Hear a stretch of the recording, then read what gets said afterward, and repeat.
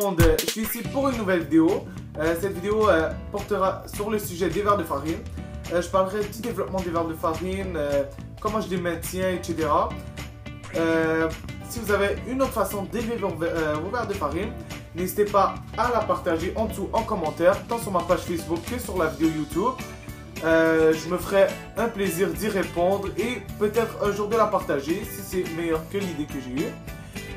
N'oubliez pas, c'est une idée que j'ai trouvée sur internet, qui m'a vraiment bien plu et qui m'aide depuis plus d'1 an. Donc c'est ça. Donc on se revoit pour le reste de la vidéo. A tout de suite. Bon, je suis de retour pour le reste de la vidéo.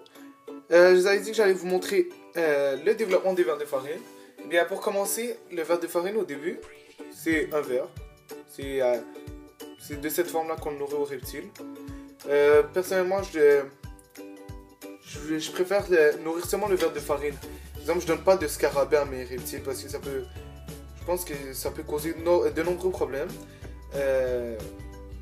Parce que juste l'odeur que dégagent les scarabées, je suppose qu'il doit y avoir un signe derrière tout ça. Le deuxième stade de verre de farine, c'est la nef. Voilà. La nef, c'est comme une chrysalide pour un papillon. Moi, je garde mes nefs sur du sable pour permettre à leur mue de se détacher plus facilement lorsqu'ils se transforment en scarabée.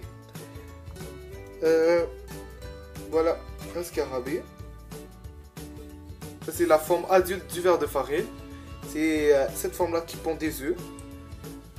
Il n'y a aucune autre forme qui pond des œufs. Pour mes verres de farine, je les garde sur une roche chauffante pour pouvoir les chauffer puis qu'ils puissent manger plus vite et grandir plus vite par la même occasion. Je donne des carottes à mes verres de farine et des brocolis. Voilà. Les carottes, je les plonge, puis les brocolis, je les laisse à l'extérieur pour pouvoir les sortir plus facilement, puis pas avoir de verres de farine en plein milieu, pour éviter de jeter des verres de farine. Voilà, c'est tout pour la vidéo.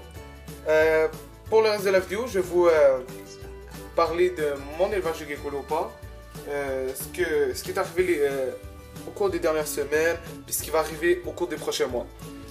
Et bien, pour commencer, j'avais mis en contact mon mâle et ma femelle, mais vu que c'était ma première année de reproduction, j'avais pas pensé à les faire, hiberner avant. Donc voilà, j'ai commencé l'hibernation.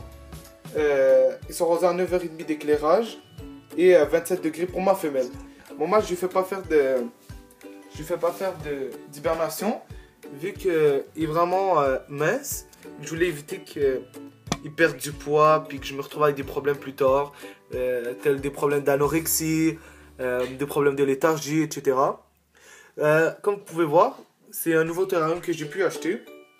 C'est 30 cm par 30 cm par 30 cm. J'y garde mon mâle pour lui faire reprendre du poil de la bête.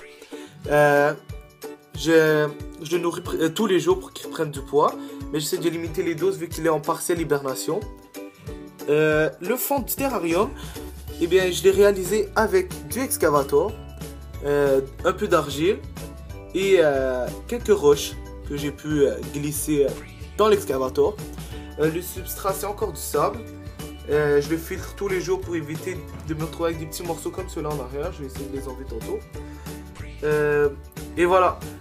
Pour le reste des vidéos, je risque d'en faire pas mal au cours du mois de janvier. Au moins 3-4. Surtout que j'ai commencé à découvrir des nouveaux logiciels pour rendre les vidéos encore plus belles pour mon public. Et bien voilà. N'oubliez pas de vous abonner à ma chaîne. Allez voir ma page Facebook, la liker, voir mes photos. Et c'est ça. À la prochaine. Allez, ciao.